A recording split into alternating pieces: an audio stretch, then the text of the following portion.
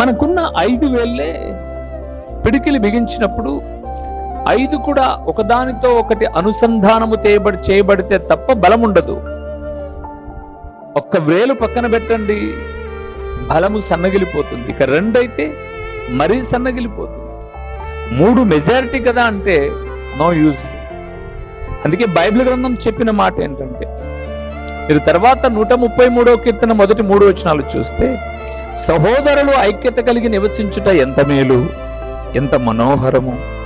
అది అహరోను తల మీద పోయబడి గడ్డము మీదుగా కారిన అంగీల అంచు వరకు వెళ్ళి అచ్చట శాశ్వత జీవమును ఆశీర్వాదమును ఉంటుంది అని అన్నాడు. 3వ వచనం ఉన్నదే 3 వచనాలండి. ఎక్కడ ఆశీర్వాదం, ఎక్కడ శాశ్వత జీవం ఉంది అంటే ఐక్యత ఉన్న చోట. ఎక్కడ సమాధానం ఉంటుంది అంటే ఐక్యత ఉన్న చోట.